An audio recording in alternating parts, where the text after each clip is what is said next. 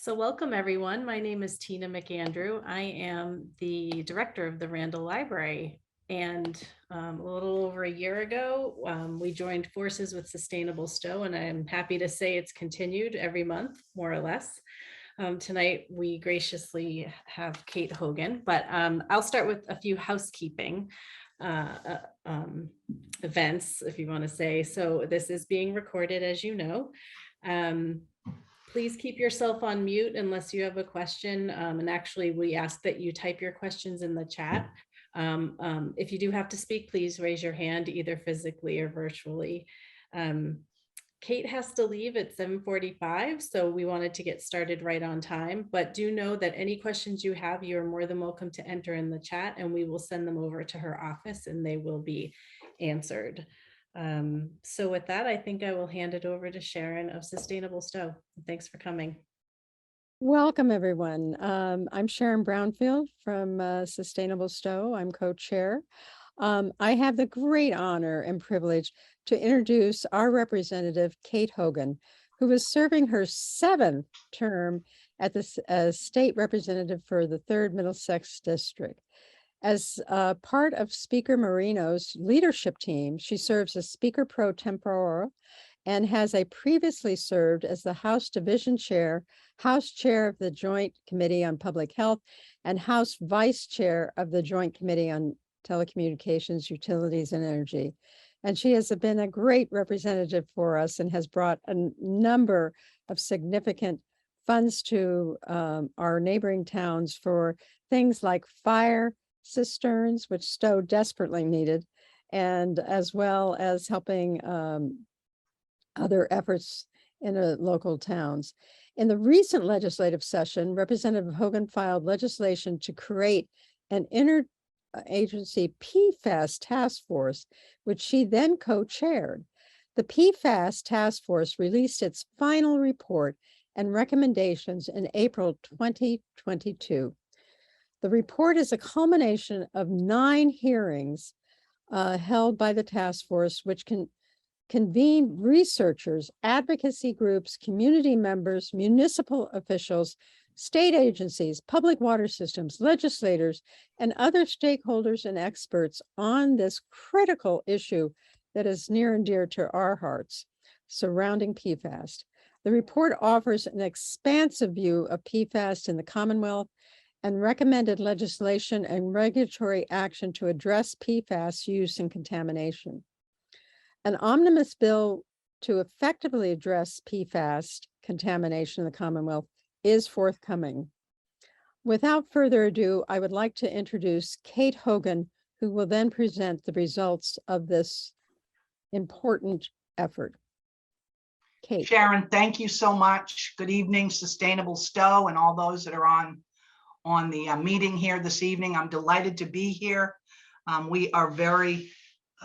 We're feeling very, very good about the work that's been done around looking at PFAS in the larger terms and deciding how we might be able to approach it as a state and join other states in addressing this issue. I know that there's been a number of folks that have come in from DEP and other groups, I think RCAP, and come in and talked about private wells in particular, as we know, Stow being the town of private wells and the small community wells that we have, and you know, deeply troubled that each and every one needs to be tested and each and every one needs to be mitigated. So, but I know that DEP, since the first days of this issue, have been working in Stow with residents to test and then to mitigate. And I anticipate that we'll continue on. There was a brief pause in that mitigation process during COVID where folks are just not out testing, but they're back and they're testing and they're mitigating, and we're very, very happy that is happening. So I think without further ado, what I'd like to do is move through the task force findings.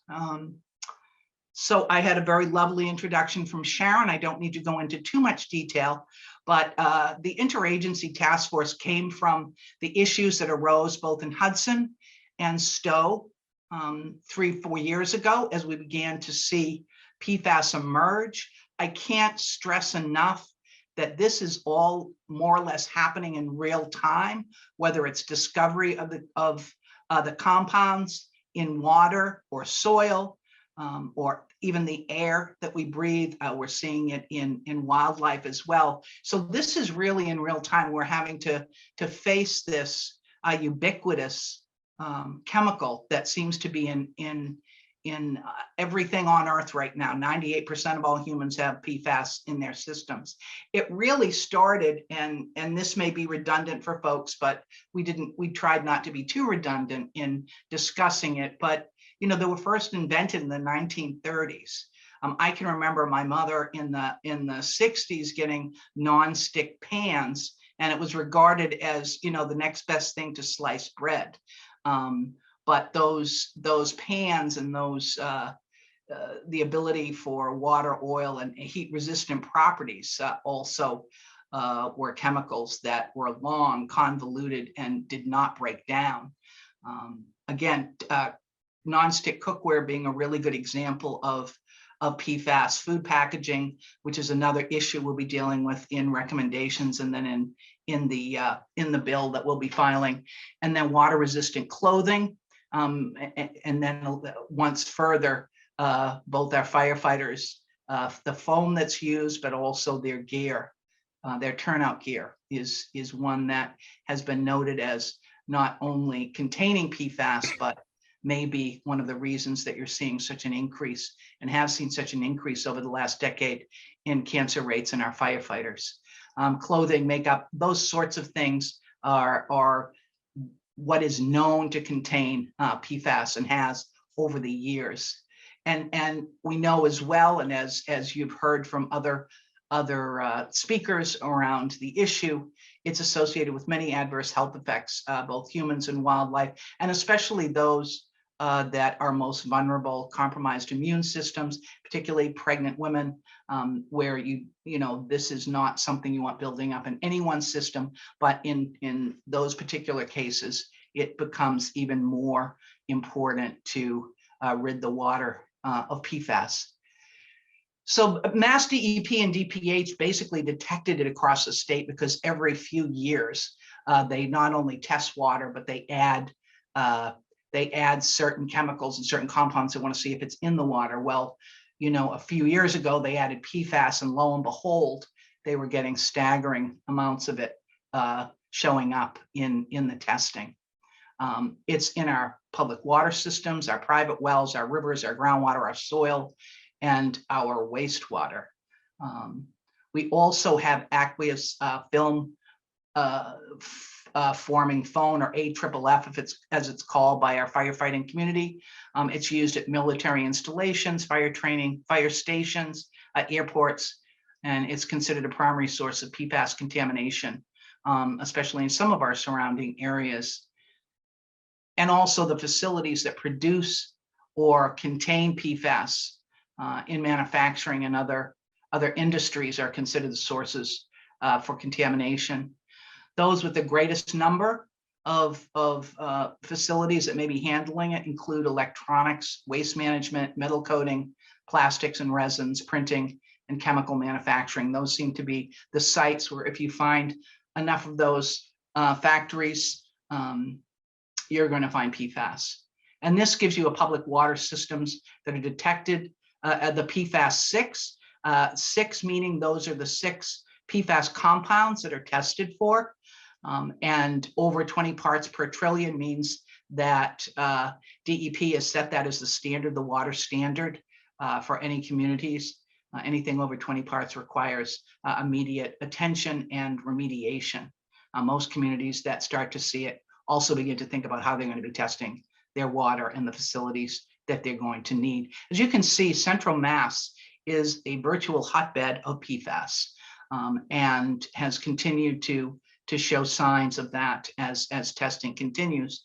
West of the state, or the western part of the state, I should say, is really not quite the same in terms of testing that's done, because there aren't as many public water systems that require testing. So it's been a little bit slower to evolve, and there was less industry, save for the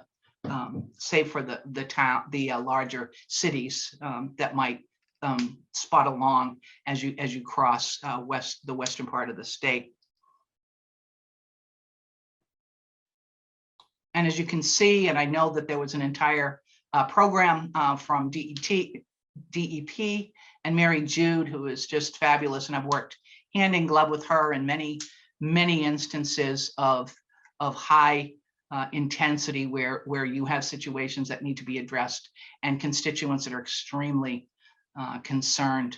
But you can see the fire, we sort of look to be a prime example of fire station, Bose facility manufacturing, and the Gleasondale Mill, which probably dealt a lot, especially in the 40s, 50s, 60s, with all sorts of different kinds of manufacturing, small manufacturing, and then the Department of Fire Services. So they do, it does sort of prove the point of what and who or go, create contamination.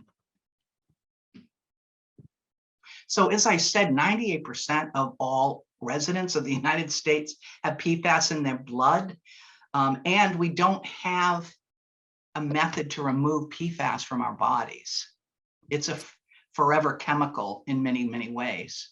Our solution is to reduce PFAS contamination and exposure through regulation. So at the starting point, either the contamination starting point or preventing from entering the human body is where we're looking to make a difference in this first set, and hopefully an omnibus bill that we'll have ready for our January beginning of session in the 193rd session of the General Court.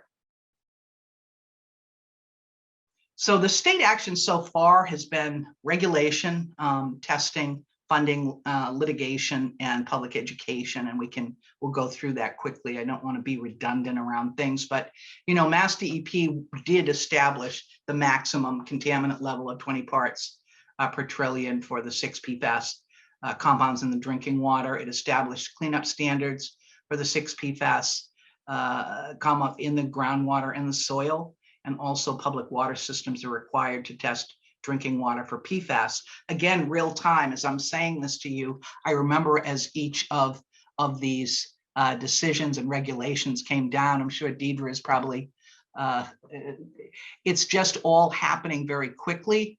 The bad part is there's lots of information that should make us very concerned about PFAS in our environment. The good news is the response is there, and the response will begin to accumulate and take speed as we move forward.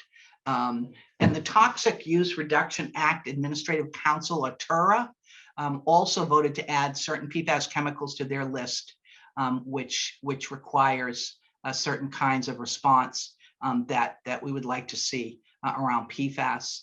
And DEP administering programs to test and treat drinking water, including the private well PFAS sampling program, which Stow has been a part of. It's a pilot, but they've been a part of it for a long time. Can you move back, Griffin? I think we slipped forward. There we are. And then 41 towns have been awarded a total of $10 million to respond to PFAS contamination.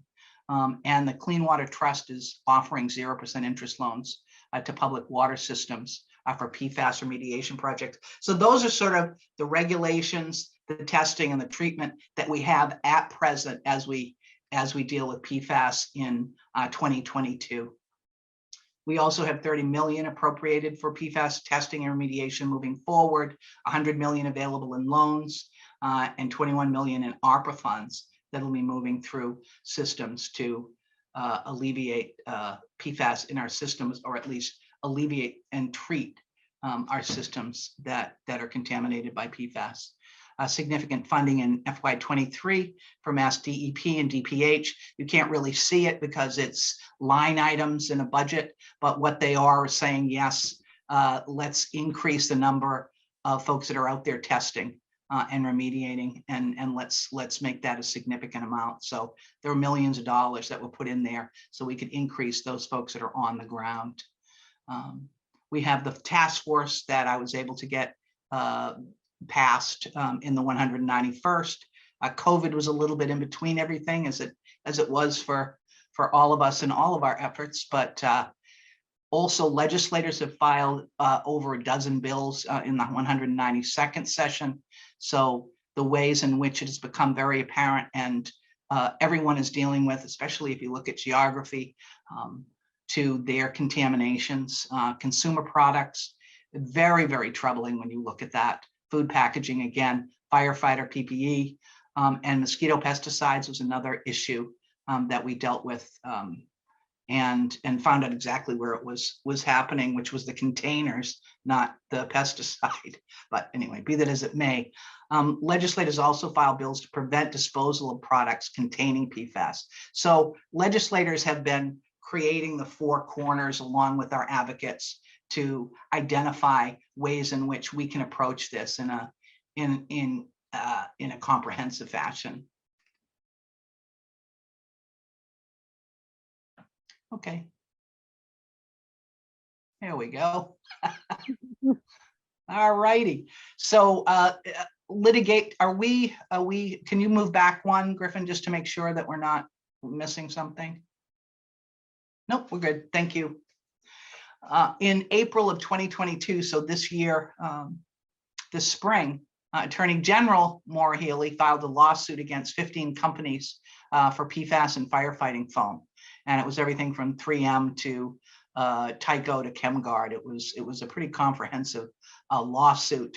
We all stood behind her, whether it was the professional firefighters in Massachusetts or many of the legislators, Julian Sear, who was a co-chair of the task force, and members of the advocacy community were also there. Deidre was standing with us that day as we filed suit, and so that has just begun, but it tries to recoup to be able to use whatever funds come in to deal with PFAS contamination, and also the PFAS and what it has done in terms of being in firefighting foam and being in turnout gear. There's been public education, a website responding to individual community level concerns. I think DPH has developed materials for primary care providers. I know we can do better, and know we can ask to do better through legislation, so that people know and understand, and residents and constituents all understand exactly what they're facing in terms of having PFAS in their water. So again, the Interagency Task Force, really an amazing 11 hearings, because we heard from so many people and so many scientists, advocates, people that were affected by PFAS, family members that are affected by PFAS, how we move forward, thinking about PFAS as a class rather than dealing with the thousands of ways that PFAS is a compound, just saying this is a class and we're going to regulate it as a class. We're not going to wait for industries to change around a compound so it's not part of the PFAS 6 or 8 or 12, but rather that it is a compound that needs to be regulated in its entirety. And so it was profound, and we also had a number of proposals, whether it's legislation. A lot of legislators came on with what their bills were that helped us to focus. Advocates came on, and really the advocates have been tremendous in terms of getting us information, especially, as I say, in real time.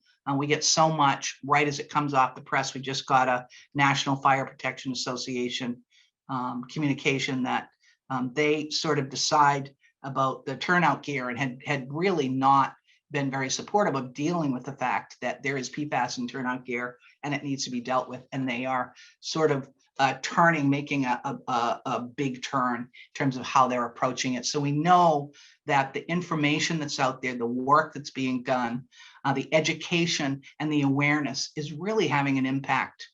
And I think even more so when states join together and begin to regulate. So these were all of the the ways that and topics that we dealt with, all of them really compelling. And you can find this online. I can put that up or share it. Maybe Sharon, you could share the website where you could find any of the hearings that you could look for, especially if you're looking under a particular topic. I wanted you to make sure that you could get to them and listen, because we stayed within the parameters of an hour or two, and really everyone that spoke had something so significant to say that I would recommend it to anyone that is sort of developing expertise and knowledge of PFAS. Yeah, Griffin, could you put it in the chat? The website? Yep, absolutely. Excuse me, we're working on it now. Okay. It's great.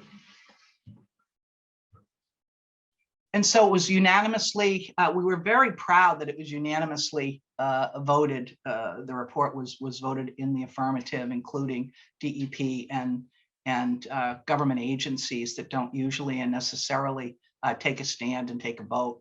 They'll sometimes step back on it and refrain from voting, but they voted in the affirmative. And I see that as everybody working so hard together to figure out how we can create a final piece of legislation that works, doesn't create problems, but rather solves them, and working with everyone knowing what resources are available and what the needs are in order to address the PFAS contamination we've seen across the state.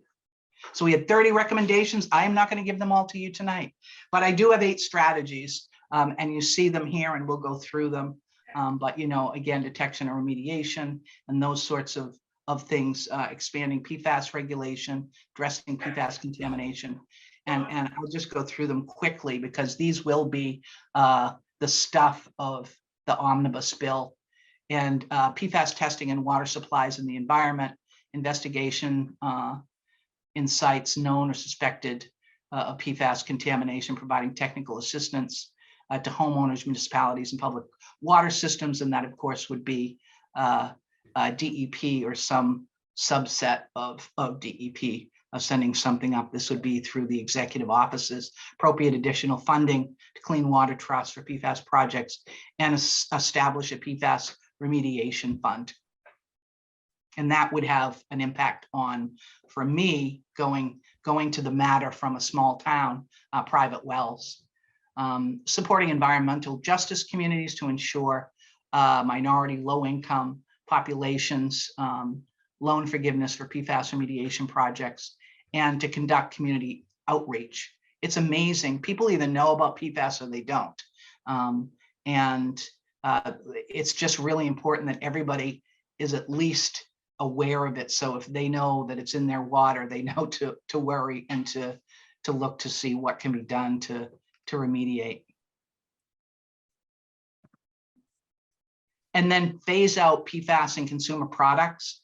And again, what we did was say that, you know, we were going to say that all PFAS needs to be reduced exposure and contamination by regulating the sale of consumer products, which is the first line against PFAS entering our bloodstreams, but also entering the Commonwealth, containing intentionally added PFAS, which means that it's an ingredient and those that are producing it know it's in there. There are also unintentional PFAS that can be found in products. Unfortunately, that's probably a complicating manufacturing process where someone is getting a finished product to add to their product and they don't know that the PFAS is in there. But what we want to do is to be able to actually phase out PFAS in consumer products and to look, you know, in specific from the intentionally added PFAS. And we want that done by 2030, which would put us in line with other states that have passed legislation as well. So it'd all be moving forward together in that way. Identify the priority products for earlier phase out, such as food packaging. I mean, what is more It's just, you think about how you're eating something that has got PFAS in a wrapper. Textiles, again, you're wearing it, and children's products, all children's products, because that really is a place where talk about forever chemicals, and you're starting as a child to begin to absorb it. Allowing state agencies to grant temporary exemptions that do not have safer alternatives around issues of health and safety. And that, of course, there would need to be a plan for their own phase out and how they're going to approach it. Implement disclosure and labeling requirements so that unintentional PFAS becomes something of the past, and fund research grants to identify and develop safer alternatives in consumer products, and to really become champions of that in the state. I mean, we are the state of universities. We are the state that solves problems. It's a people state, and I know that we can do very well by that. We want to expand PFAS regulation by supporting efforts from Mass DEP for drinking water standards over the next 2 years. Encourage Mass DEP to establish limits to PFAS and effluent for industrial wastewater and surface water discharge. Somebody's got a phone on or something, I think.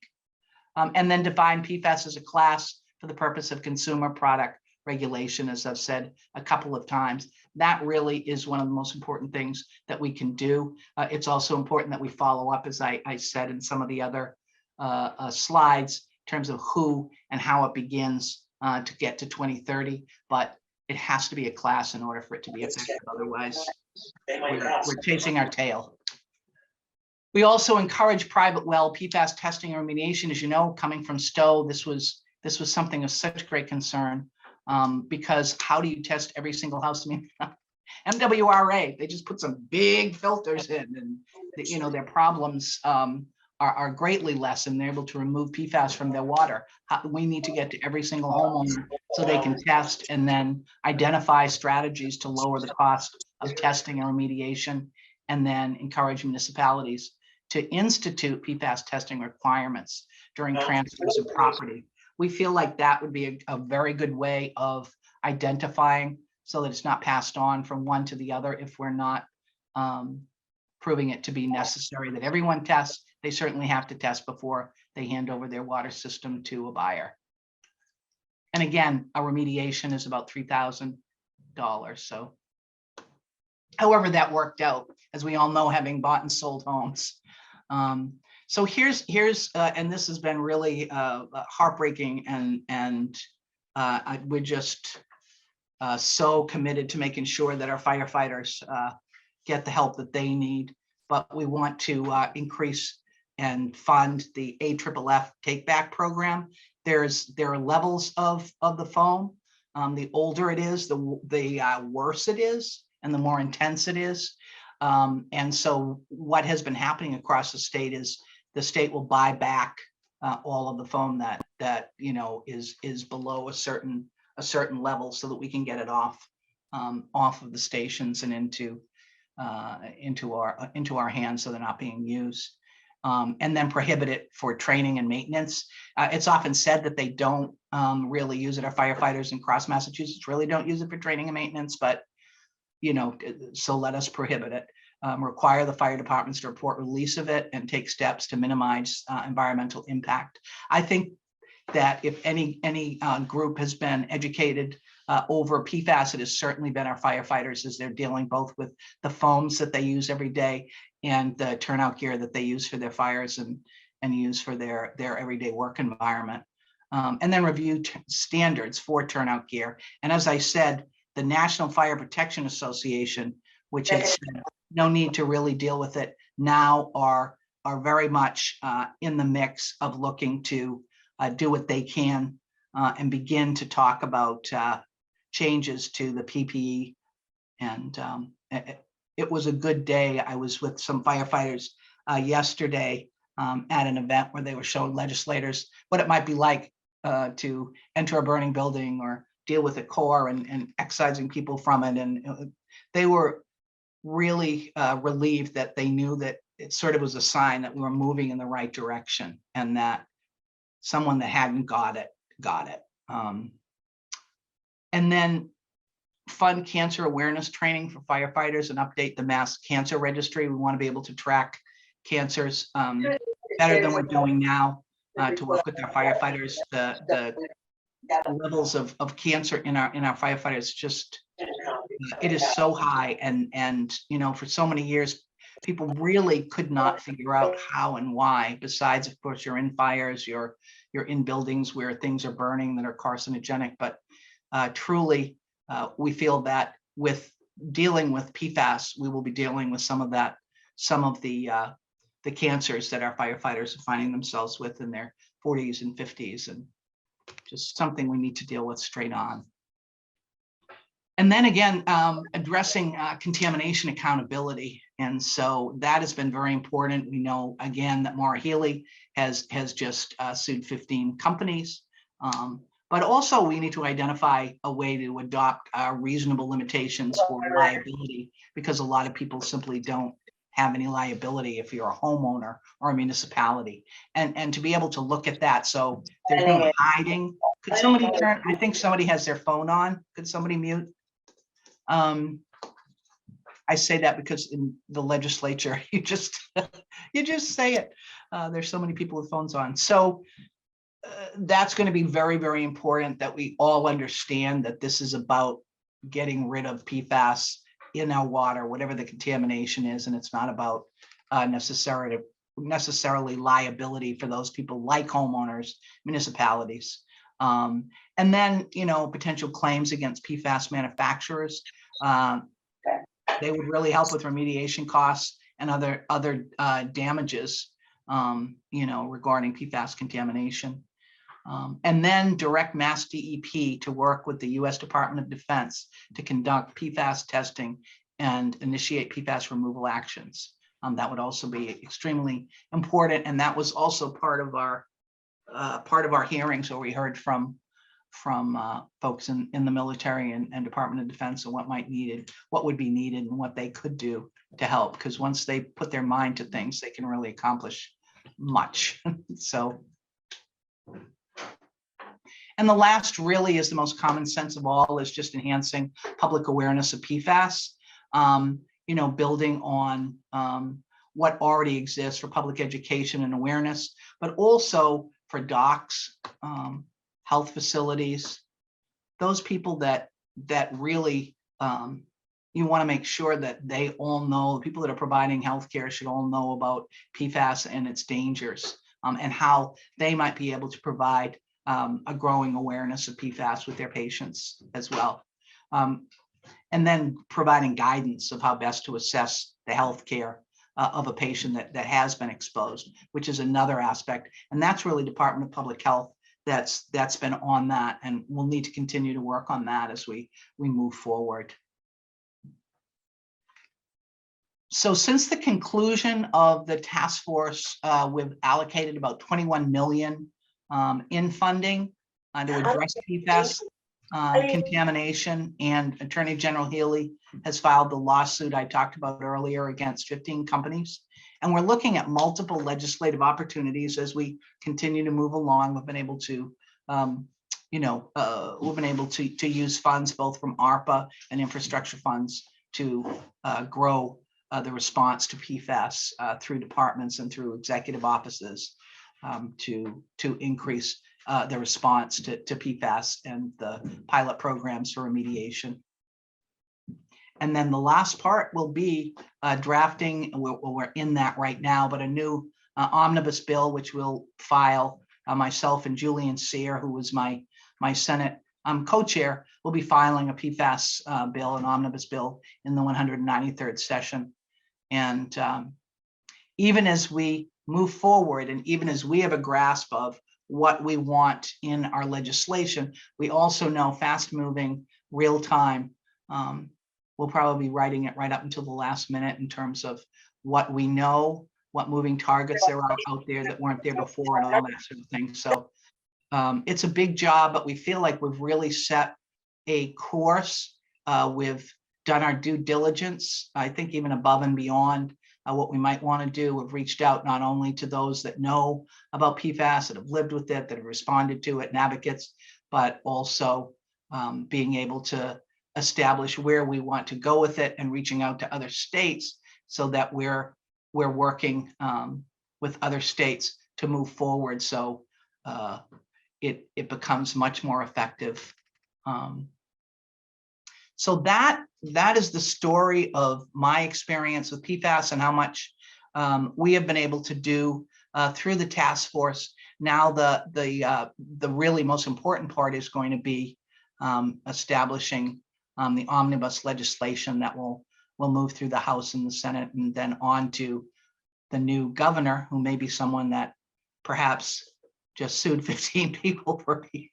But so, you know, that feels like a very positive way forward, that we'll be able to do what we set out to do, which is to regulate and to better understand what we need to do. This is a first bill. It may be an omnibus bill, but truly it's a first bill. So however big it may seem, and however the breadth and depth, there is the real-time aspect of continuing to look and see what needs to be done, and continue to respond to the situation. You know, all kudos to Mass DEP.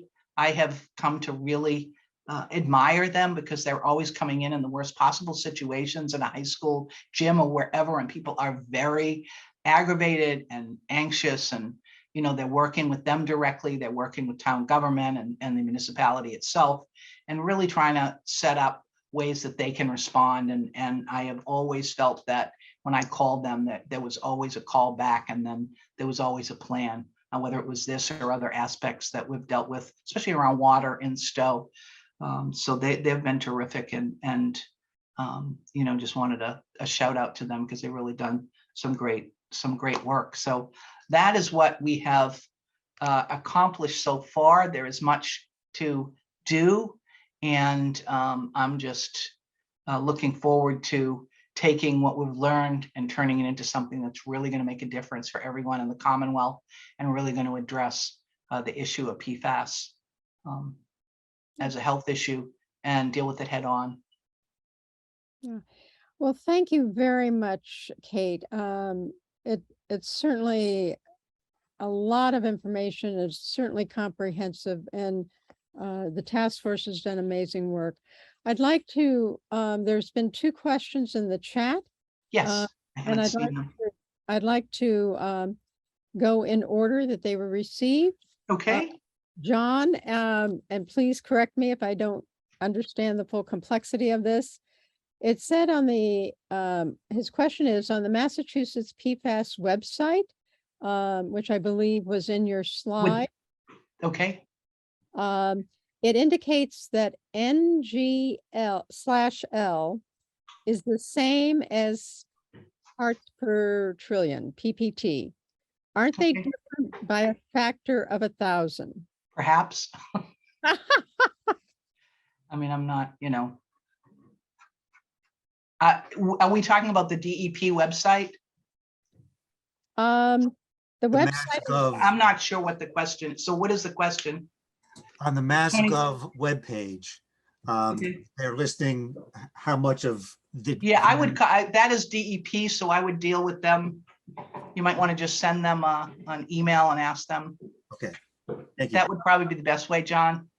All right, thanks. Thank you. So the next question is from Madeline. Again, she thanks you, Kate.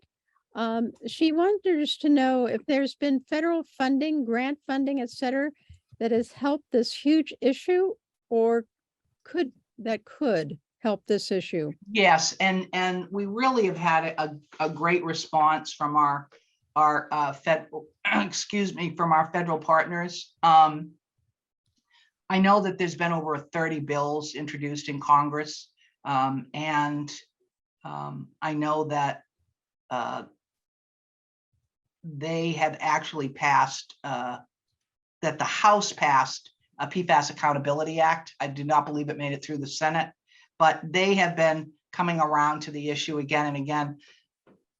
They're probably not going to get to it as fast as we are, but certainly when you look at ARPA funding and infrastructure monies, that is money that's coming from the federal government down to the state government that we were able to pass through on many of the issues that we were dealing with, and many of the aspects of PFAS remediation that we needed to work on. And I know that the EPA, FDA, Department of Defense are addressing PFAS contamination. Department of Defense has done all of its own cleanup on many of their sites, and also provided funding, through, as I said, the ARPA and infrastructure that went right into Mass DEP and Clean Water Trust, all of that has been absolutely essential and helpful in being able to maintain a level of remediation work that's been going on. But yes, we could use more. Absolutely. Yes. Another question from Ron. Is there currently, do you know of any financial assistance available for homeowners whose water has tested high in PFAS? Also for blood tests, which was tested high for PFAS? Yeah, I mean, that is where we really need to go next. And a lot of what I just talked about is how do we have folks enter the healthcare system when they find that they have high levels. You can always go to your doctor, but it's not going to be covered necessarily as something that is, special and different and particular. So these are the things that we are working on. And certainly if there are concerns, to reach out and we'll move forward with you individually. We're happy to do that in our office as well. Alan, do you have your hand up? I just wanted to make sure. Yes, I do. Okay. Well, I actually had a couple of questions, but let me Okay, ask. I have 4 minutes. Okay, let me ask this one. This is most intriguing. When you were talking about potential legislation, one of the elements you mentioned was reasonable limitations on liability of municipalities to homeowners.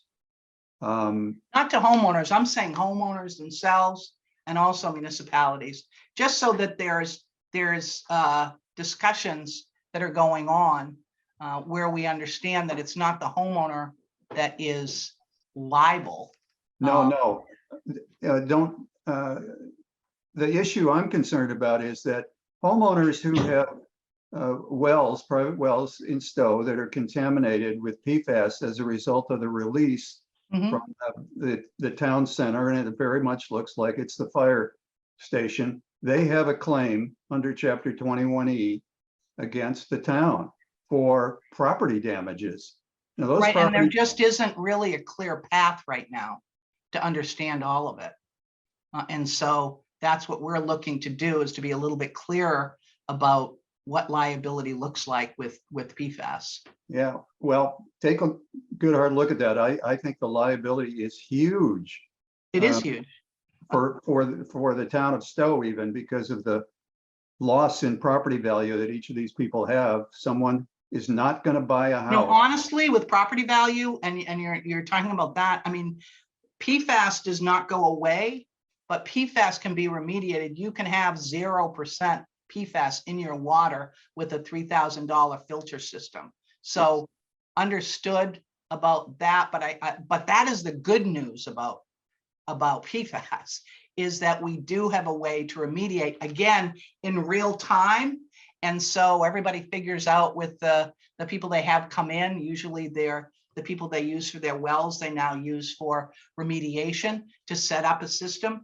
You can't buy something that says this proves that this will provide you 100% protection, because we don't have that yet. Again, we're in real time. But the good news is we can protect against it, and it does not mean that we don't have, the ability to take care of our water system in our own homes and in our private well. Okay, let me just point out, okay. Again, is there you know what, Alan, I am happy to have a much longer discussion, as we always do, and I always look forward to it. But I'm wondering if there's any other people that have questions before I? There's one leave? other question, and I really am sensitive to Kate because you're hard stop. Did the task force look at how often it is recommended to test your well water for PFAS of a homeowner? Yeah, I think that there are, again, in real time. So I believe that you're definitely going to be testing at certain intervals. As I said, you do enter a relationship with PFAS. So you have a system, but you need filters that need to be changed, and you need to be able to test every so often. I would think that when you're working with folks that are coming in to set up a system, depending on how high the contamination is, would probably indicate how many times you need to change a filter, because simply they need to be changed because they're being used. So it will be great to see industry catch up with what the needs of homeowners are in remediating, because right now it is those folks that are coming in to test your water and telling you that you need a filter, and that filter needs to be changed X number of times.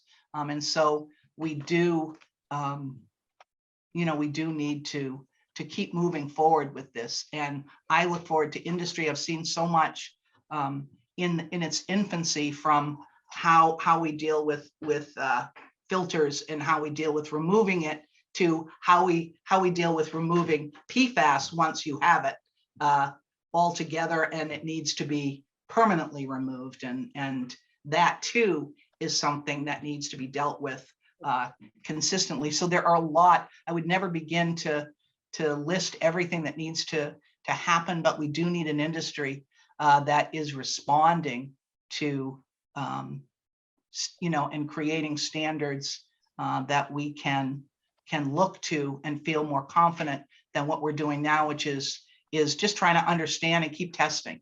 So, Right. We're probably having to test more now than we will when that exists. But I think for now, that is how we're doing it, and we'll continue to, so that we know that our homes are safe, and that our drinking water is safe. Yeah. Well, I really want to thank you, Kate. Really appreciate your time, and the report is so timely and so meaningful. I will then capture anybody who has any other questions. Please put Please. in the chat. We will be sending them to Kate, and then we will be responding to that. That's So terrific. thank you so much, Kate. And Absolutely. And Alan, I'll look for your call in the next week or so and go over these things. So, All right, Jake. and can I say that Sustainable Stow and all the other groups under its auspices have been nothing but amazing to work with.